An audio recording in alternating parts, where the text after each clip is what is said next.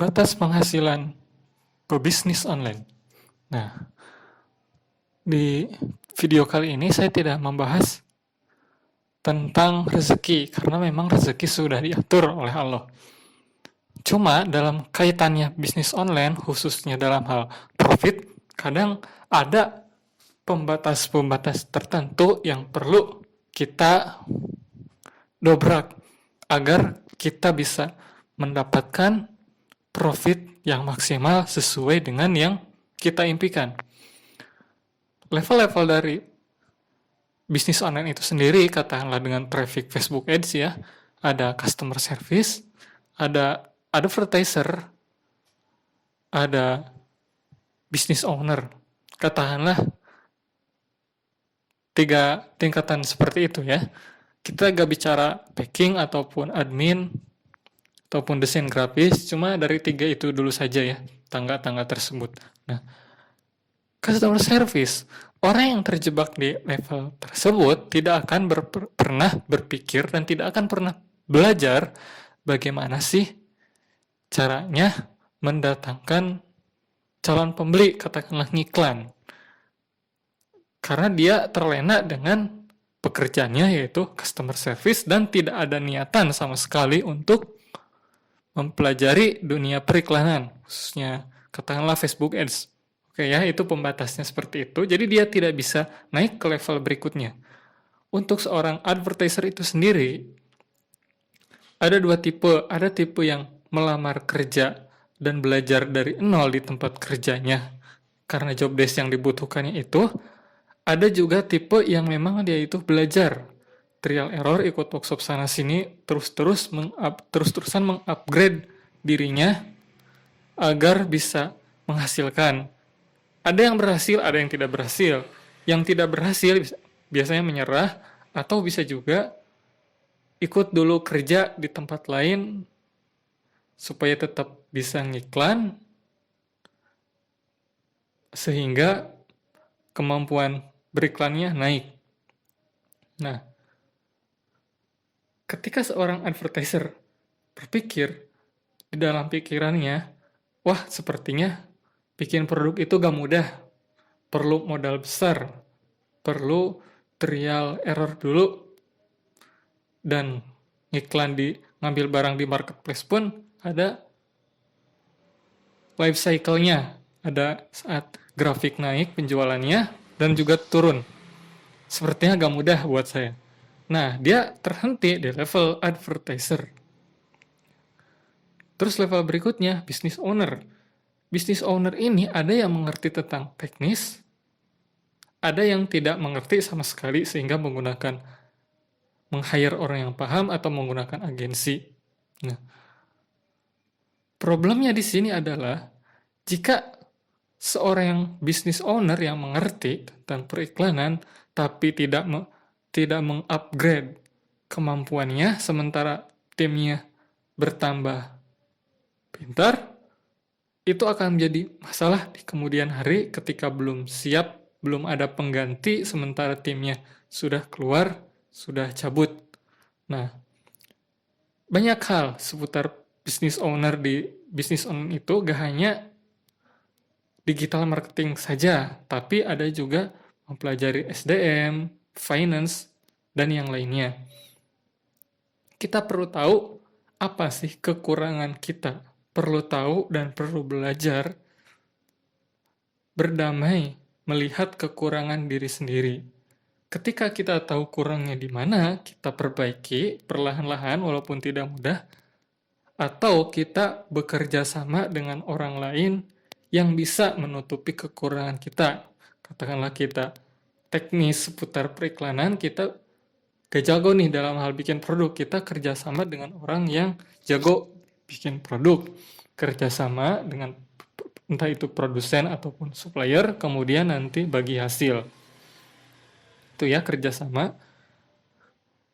Itu di level bikin produk atau juga di level SDM bisa belajar ilmunya atau bisa juga meng-hire orang yang sudah paham seputar manajemen SDM.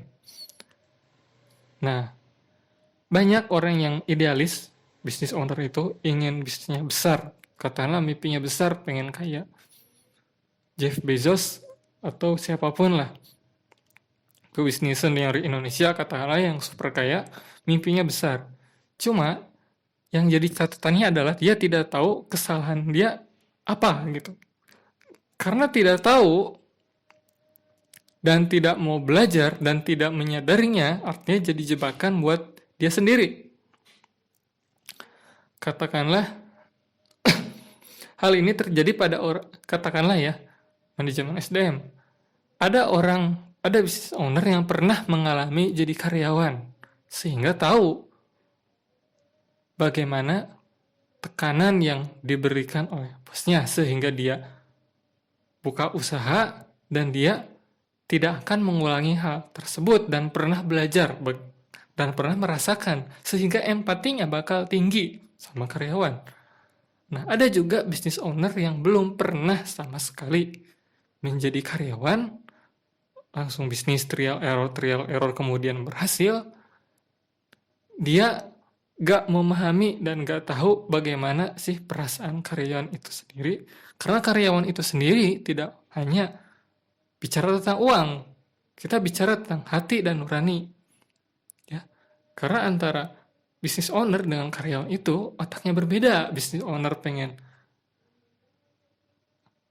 omsetnya naik terus-terusan dengan biaya sekecil-kecilnya, sementara karyawan pengen libur, pengen bonus, pengen THR. Nah, akan menjadi masalah kalau tidak saling memahami. Cuma sebagai karyawan itu sendiri, mereka punya hati dan nurani. Perlu diperlakukan layaknya manusia, ataupun dengan norma dan etika lah. Kita berusaha sama rekan bisnis kita baik, sama supplier baik, dan juga baik juga terhadap karyawan kita. Baik itu tidak melulu kita ngasih gaji, tapi baik itu juga bisa bermakna kita sopan, santun kepada mereka gitu ya, kepada tim kita. Nah, karena banyak yang gak sadar sehingga jadi jebakan. Dan saya tidak menyalahkan orang seperti itu salah. Itu kekurangannya, dan perlu diingat, kalaupun kita baik sama karyawan, ya yang tidak saya singgung, percaya atau tidak, setiap orang itu punya kekurangan masing-masing. Entah itu dalam perilaku, etika, atau apapun itu. Maka saya sendiri berusaha mengetahui apa sih kurangnya saya itu, berusaha bertanya kepada orang lain supaya bisa membenahi sedikit demi sedikit. Biasanya kan orang kebalikan, gampang menilai buruknya seseorang, gampang menilai baiknya diri sendiri. Nah, pola pikir ini mari kita balik. Bagaimana caranya menilai keburukan kita dan bagaimana caranya menilai kebaikan orang lain. Supaya kita bisa jadi lebih baik lagi. Buruk itu tidak hanya dari segi perlakuan, entah itu dalam bersosial mungkin, atau banyak hal, leadership, atau banyak hal lainnya. Perlu kita mengetahui apa kurangnya diri kita, sehingga kita bisa sedikit demi sedikit memperbaikinya, dan sambil juga kita bekerja sama dengan orang yang bisa menutupi kekurangan kita, ya. Karyawan adalah tim manusia, berusaha kita cukupi kebutuhannya. Ketika kita memang belum mampu memberikan yang cukup, katakanlah angka cukup itu UMR, minimal kita sopan, santun, nyaman. Minimal kita bisa mulai dulu dengan sopan dan santun dulu kepada mereka. Dan ketika gak bisa ngasih UMR, kita minimal gak mempertontonkan kita mewah-mewahan, beli makanan enak, ataupun hal mewah lainnya. Demikian video dari saya, semoga bermanfaat. Assalamualaikum.